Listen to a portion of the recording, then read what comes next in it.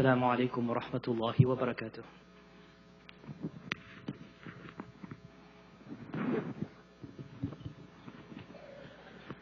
الله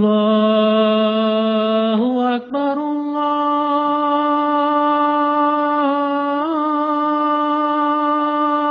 الله أكبر الله أكبر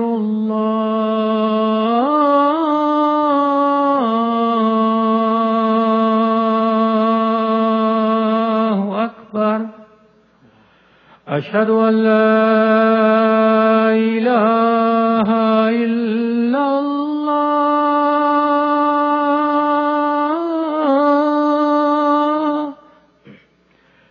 أشهد أن لا إله إلا الله.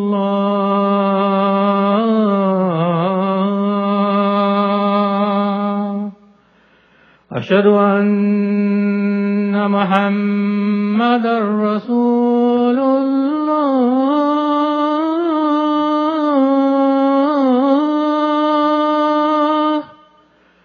أشهد أن محمدا رسول الله.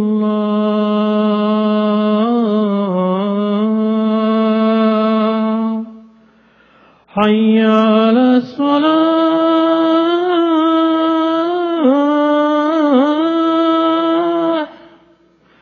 حي على الصلاة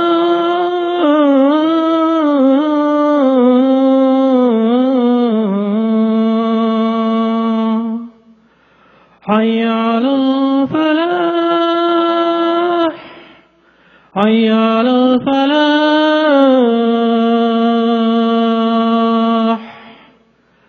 الله أكبر الله أكبر. لا إله إلا الله.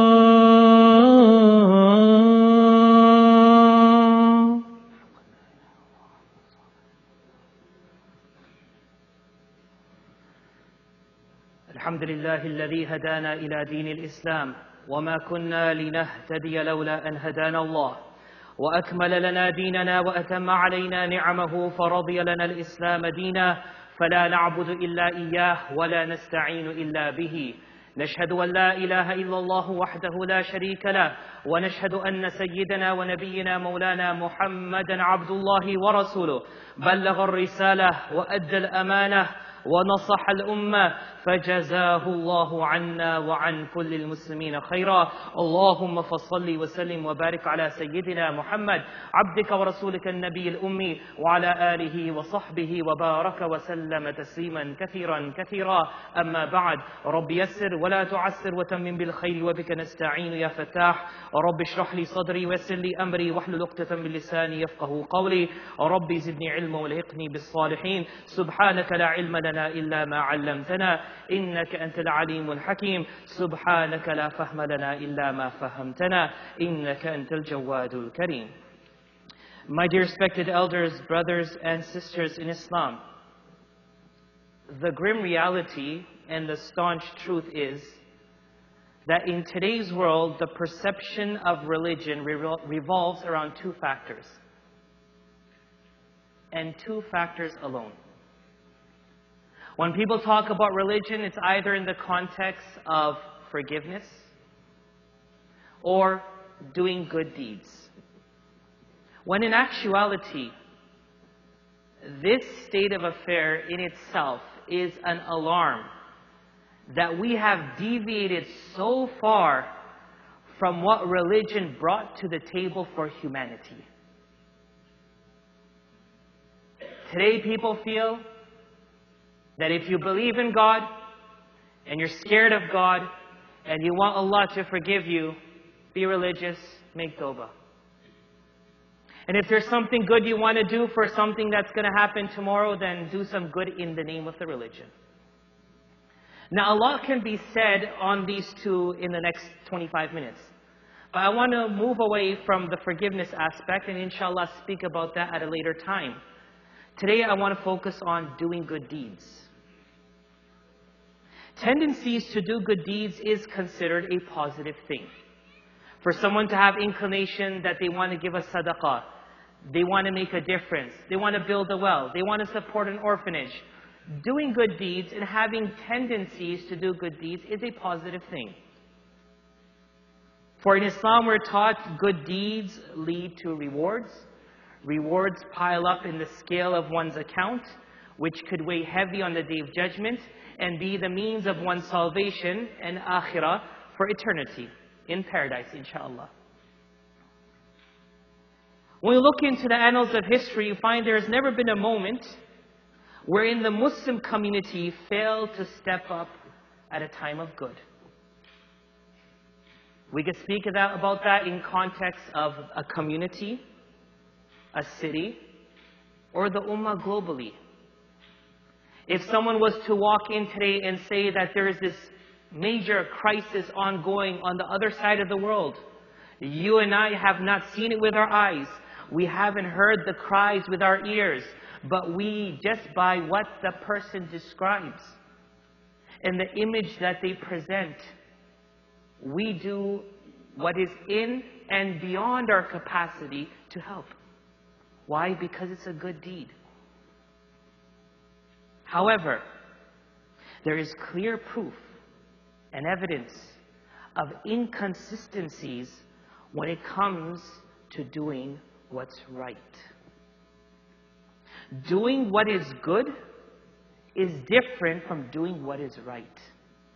And that is the topic of the khutbah today. Doing what is good versus doing what is right. People have inclination more towards doing good and less towards doing what is right. Now, what's the difference? Simple. When the topic of doing good comes up, it is about doing good for others or to others. And when it's about doing right, right is to do something for oneself, for self, or from oneself.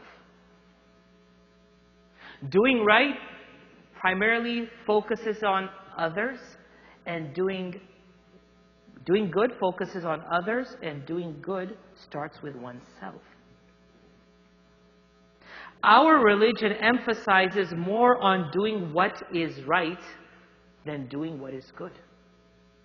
In the Holy Quran, in chapter number 5, verse number 105, Allah subhanahu wa ta'ala states, Bismillahir Rahmanir Rahim, Ya ayyuhalladhina amanu alaykum anfusakum. O you who believe, hold firm to yourselves. In another verse, in chapter 66, verse number 6, Allah subhanahu wa ta'ala states, Ya ayyuhalladhina amanu qu anfusakum wa ahlikum nara. O you who believe, save yourselves and your families from the hellfire.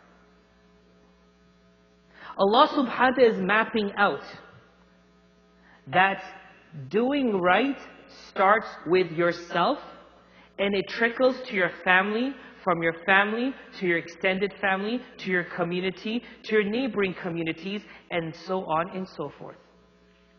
It is what we could call grassroots movement. Where when we do something good, it's sporadic. We could do something in Burma, we could do something in Syria, we could do something in Oklahoma, we could do something everywhere. But ultimately, there is no trail of consistency or growth. It's like taking a cup of water and having the option to pour it on one seed for it to grow, or to just take it and just throw it everywhere, and there will be little to no progress because of that. When we look into the hadith, we find a hadith in Ibn Majah on the authority of Abu Hurairah radiyallahu ta'ala. He states that the Prophet Muhammad sallallahu alaihi wasallam said, take up good deeds only as much as you are able. For the best deeds are those done regularly, even if they are a few. اكلفوا من العمل ما تطيقون فإن خير العمل أدومه وإن قل. We perceive Islam as a religion that you have to keep on running around doing good deeds because they have to pile up, because I need good deeds to counter my evil deeds in the day of judgment, so Allah subhanahu wa ta'ala could forgive me and give me paradise. Is this the correct perception that we are running our lives with? Here the Prophet ﷺ is saying, do little, but do it with persistence, with continuity. And the bulk of your time, where should that go? Doing what's right. Now, how do I know the difference between doing what's right and doing what's good? When it comes to doing what's right, many times we find excuses for it. There is an internal battle within ourselves and our ego. We tend to be more negligent towards what is the right thing. While good is always welcomed, it's embraced, we perform it without hesitation.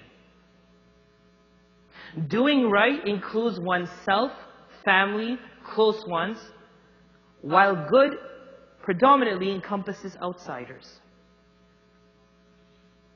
Right means to do good even if good is not being done to you. For example, I have an opportunity to give charity. That's a good thing. And I have an opportunity to help a family member pay a debt.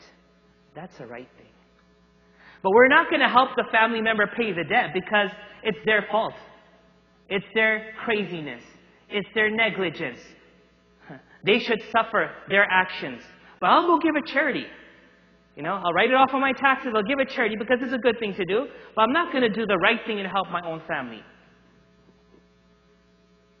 I can welcome any opportunity to spend time with people I don't know and make friendship with them, but it's very difficult to spend time with one's family, one's spouse, one's children, and yes, one's parents. Spending time making friends is a good thing. Spending time with loved ones is the right thing. And it's so sad that we also find within our own lives, I'm talking about myself, that we would try to compensate something done wrong with a good deed, but we will never address the thing that was wrong and make it better. So I said there are inconsistencies in our ummah when it comes to doing what is right. But there is no gap when it comes to doing good. What are these inconsistencies? These inconsistencies pertain to myself and pertain to family. Brothers and sisters in Islam, our family unit has deteriorated. It has crumbled. Marriages are just names. Children are just occupants in houses. This is not our religion. Our religion is to focus inside and from there do good outside. But if we're focusing outward, what good have we brought into our own homes? It all starts from how I change myself. If I have assumed responsibility as a father, as a husband, as a brother, as a son or a daughter, a wife or a sister, I need to strive to perfect the delivery of those responsibilities. We should never give space for an excuse of what we've done is good enough and it should compensate for what we don't want to do. I might sit with my wife, but we'll just have a cold dinner together and not even talk. Where the Prophet ﷺ would put the food in his wife's mouth and lick her fingers also after she ate. Self. Umar radiallahu ta'ala, Khalifa. A person who has assumed the responsibility of the welfare of the masses. At night time, off the clock, outside his regular office hours, is roaming about to see if there's anything he can do, because this is his responsibility, and to fulfill his responsibility is doing what's right, not doing what is good. And he goes to the outskirts of Medina, and there he sees a woman in a distance with her children who are crying. And so he walks up to her, he approaches her and asks permission, can I come close to see what is happening? She grants permission. When he goes, he sees that she has an empty pot and a fire, and she's acting like she's cooking something. All along the children are crying, and she's telling the kids, food will be ready soon, but there is no food. He says to her, what is happening here? She said, this is our state. We have nothing. And Allah will hold Umar responsible for my situation. He was shocked. She never saw him. He never saw her. She didn't know it was Umar. So he said, how would Umar know about your situation? She said, he is our Khalifa. He should know about my situation. If we are fathers, we should know about the situations in our houses. If we are spouses, we should know the situation of our families. Today we are totally confused, lost. Umar radiallahu anhu could have put his weight down and said, hey, you know what, I'm the Khalifa, just be quiet and I'll send some food to you. He went running, and his servant went running with him. He went to Baytul Mal. He picked up fat. He picked up wheat. And he said to the servant, throw it on my back. The servant said, Ya Khalifa, O Amir al-Mu'mineen, put it on my back, I'll take it. He said, are you going to hold the burden of my sins on the Day of Judgment? No, throw it on my back. And he went running back. He asked her for permission to move, and he cooked. The hadith has written, the story has documented that Umar radiallahu anh, he was so down and dirty in getting this food ready that the smoke was emitting from his beard. He cooked the food, he fed them, and he put some away for later. This is called doing what's right and not neglecting it with the excuse of doing something good. In our fiqh we learn, in Hidayah I remember reading, that a person is praying salah. And he sees in front of him in a distance that a person is blind, is walking, and is about to fall into a hole. Fiqh teaches us, break your prayer and go save that person. Praying is good, saving a person is right. Ibn Abbas radiallahu anhu was in i'tikaf in the month of Ramadan, in the masjid of Rasulullah sallallahu alaihi wasallam, and a man entered and said, I need help. These were what the masjid were known for in those days. Masjid Nabi alayhi salatu wasalam is an example of what masjid should be, where every person can come and ask and receive, where every person is welcomed, included, not judged, and not pushed away. He came and said, I need help. And Ibn Abbas radiallahu anhu looked around. There was no one there. He knew he was in i'tikaf. And he knew that leaving the masjid will break his i'tikaf. But he said that it is more important for me to let go of my i'tikaf and go help my fellow Muslim. And so he left.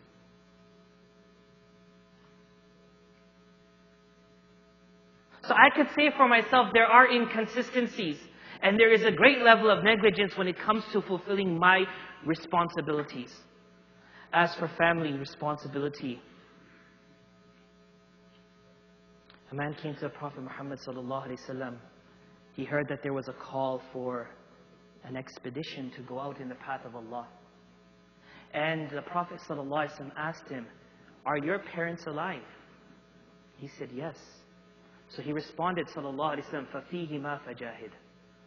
You want to go do jihad and struggle and strive in the cause of Allah? Strive with your parents. Serve your parents first. If we cannot rectify the relationships of blood on this earth, how are we going to gain something from Allah subhanahu wa ta'ala tomorrow? In a hadith of Abu Hurairah radiallahu ta'ala, the Prophet Muhammad sallallahu alaihi wasallam tells us that when Allah created the creation and He finished, the womb said, at this place I seek refuge in you from those who sever me. The Rahim, the womb said, O Allah, I seek refuge in you from those who sever me. Allah subhanahu wa ta'ala then said, are you not pleased that I keep good relations with those who are good to you, and I will cut off whoever severs relationships with you? The womb said, yes. Allah subhanahu wa ta'ala then said, then this is for you. What good is it when we try to change the world and we cannot bond as one family? What good is it telling the world about the beauty of Islam, and within one house there are severed relationships for years? The mentality today is, I will only do good to someone if they do good for me. If my brother's good to me, I'll be good to him. And if my mother's bad to me, I'm not going to talk to her. Rasulullah sallallahu alaihi wasallam clarified this. And he said, the one who keeps good relations with his family is not the one who recompensates the good done to him. Rather, the one who keeps good relations with the family is the one who continues to be good to them despite having been cut off by them. There may be someone in the family who hates you, but you're not going to hate back. You're going to continue doing good back. Because it's something that you discipline yourself through working on yourself, and that is called doing what is right, that it trickles into how you treat the people who are around you. And you will do good regardless if they are adamant to do bad to you.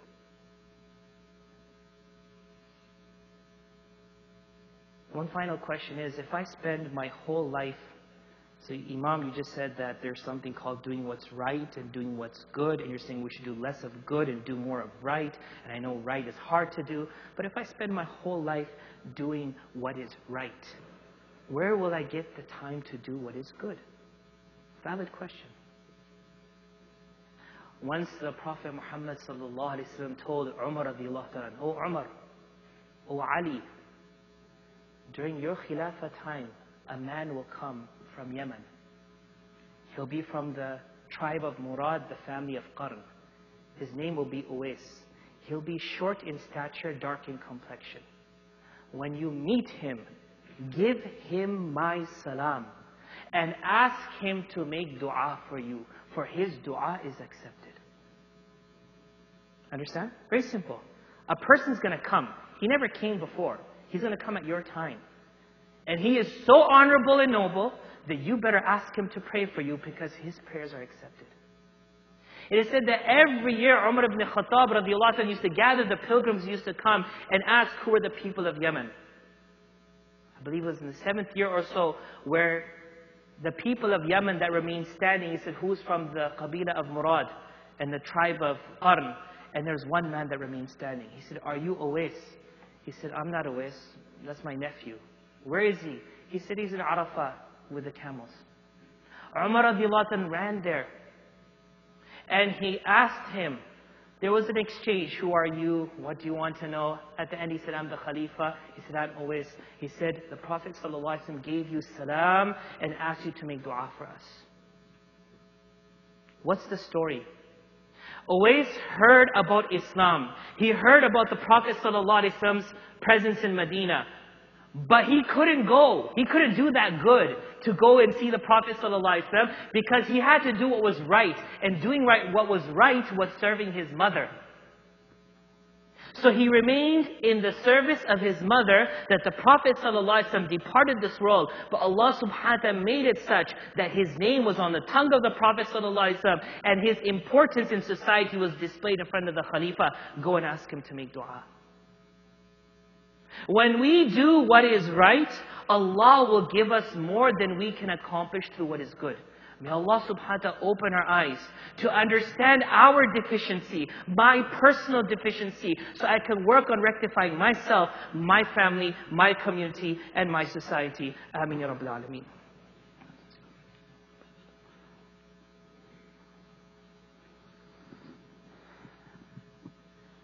الحمد لله نحمده ونستعينه ونعوذ بالله من شرور أنفسنا من يهده الله فلا مضل له ومن يضلل فلا هادي له ونشهد أن لا إله إلا الله ونشهد أن محمدا عبده ورسوله.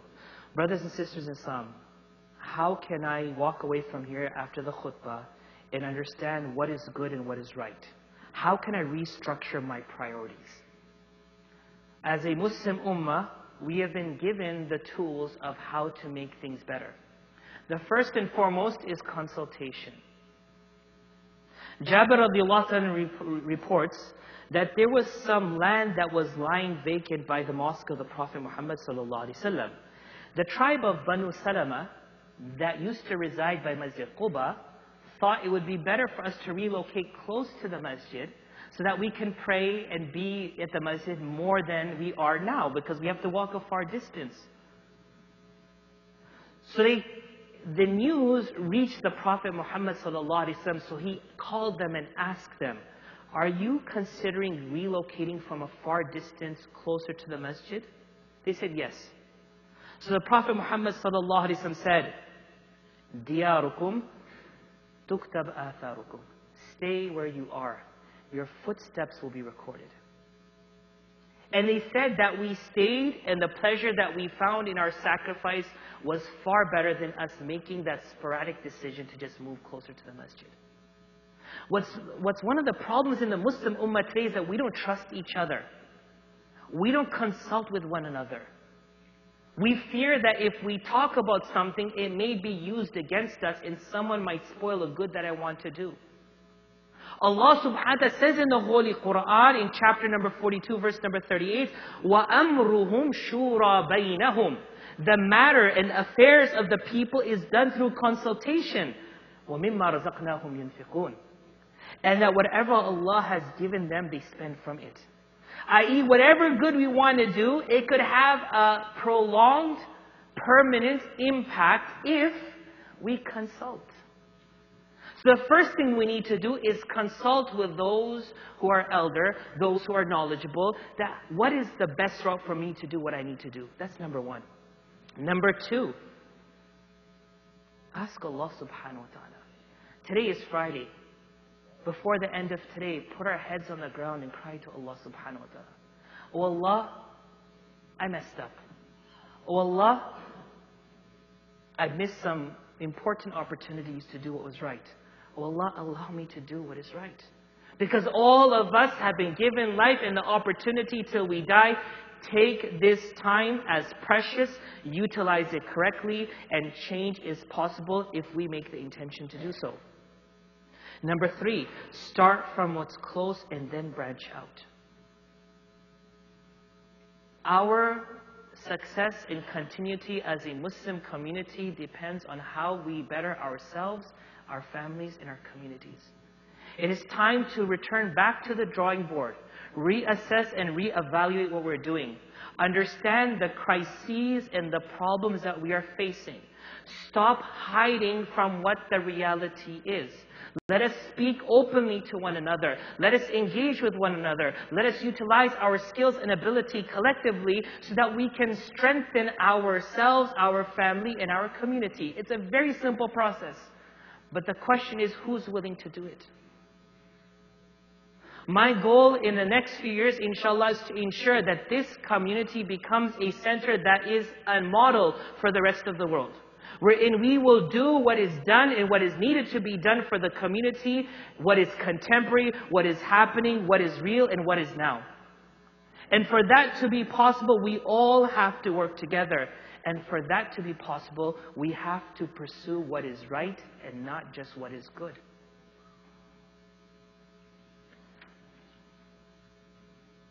The last thing I want to point out is, just say, after all that was said and done, I will continue to do what I want to do, and I'll neglect what is right.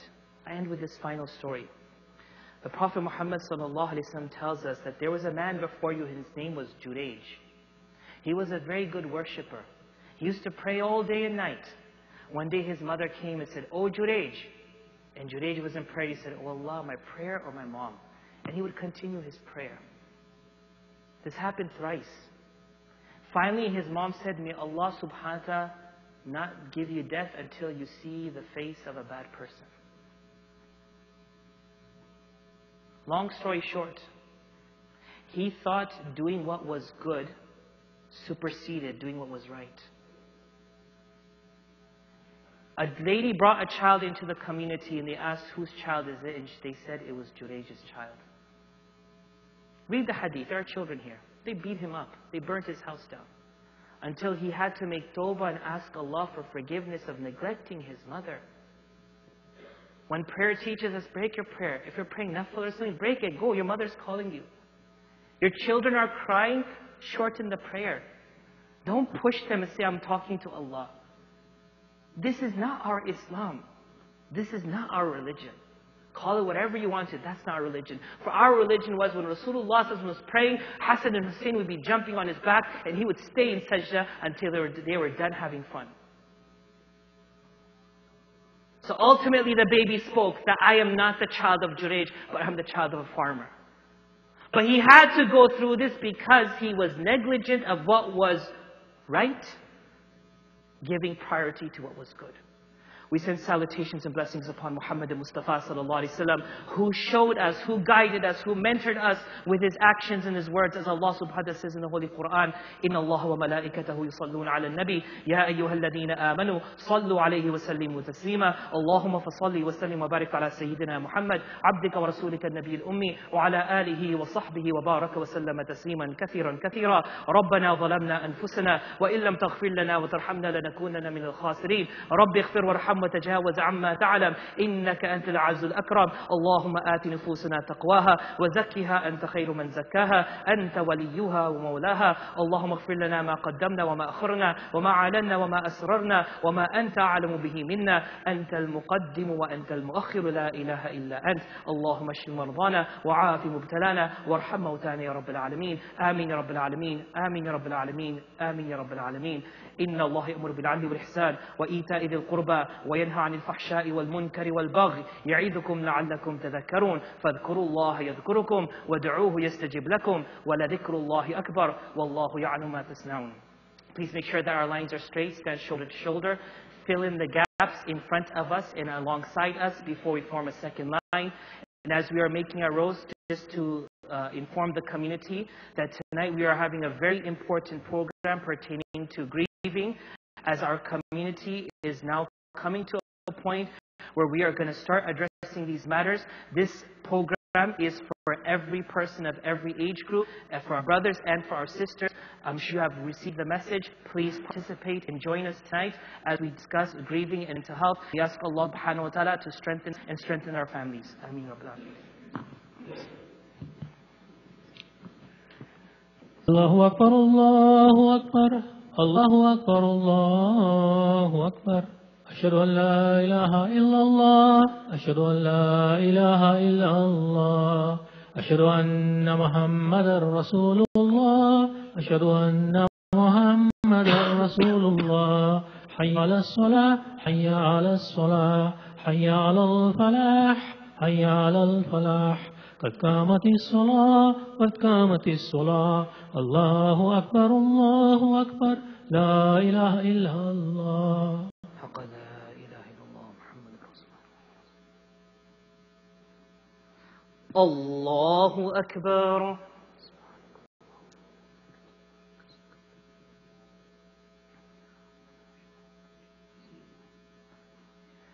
الحمد لله رب العالمين الرحمن الرحيم مالك يوم الدين إياك نعبد وإياك نستعين اهدنا الصراط المستقيم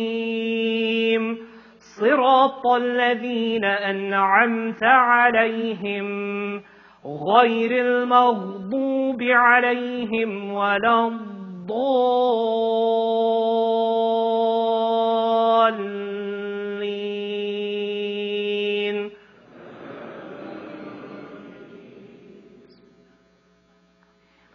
والضحى والليل إذا سجى ما ودعك ربك وما قلى وللآخرة خير لك من الأولى ولسوف يعطيك ربك فترضى ألم يجدك يتيما فآوى ووجدك ضالا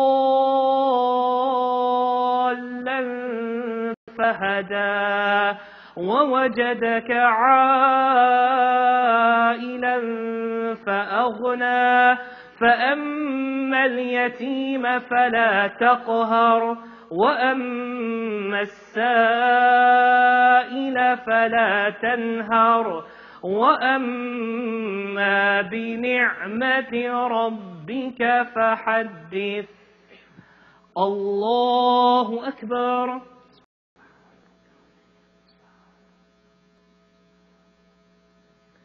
سمع الله لمن حمده. الله أكبر.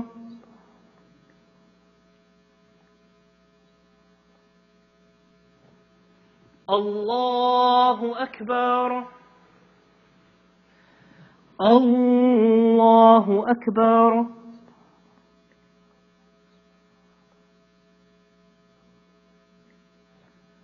الله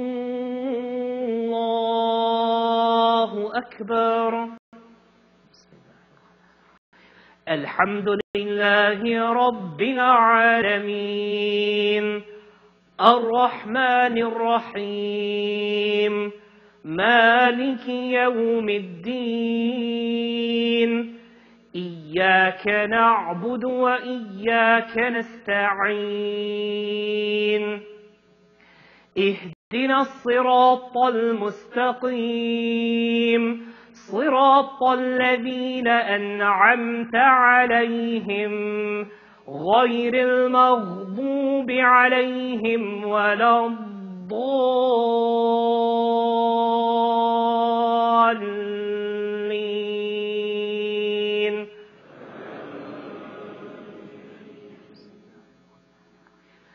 ألم نشرح لك صدرك ووضعنا عنك وزرك الذي أنقض ظهرك ورفعنا لك ذكرك فإن مع العسر يسرا إن مع العسر يسرا فإذا فرغت فانصب وإلى ربك فارغب.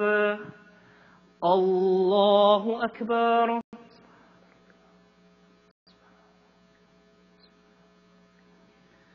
سمع الله لمن حمده.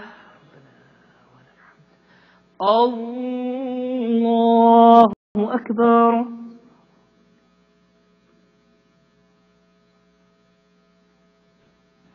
الله أكبر. الله أكبر.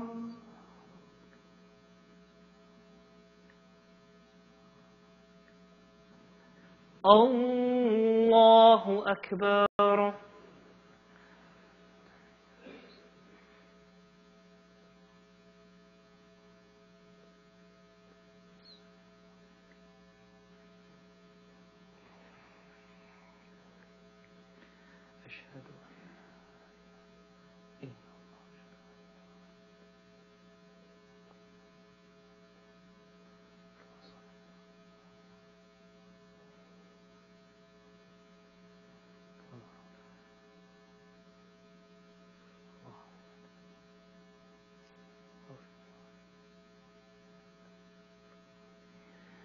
السلام عليكم ورحمة الله.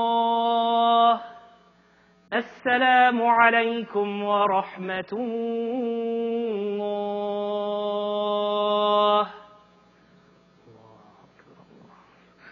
استغفر الله ربي من كل ذنب واتوب اليه. استغفر الله ربي من كل ذنب. استغفر الله ربي من كل ذنب.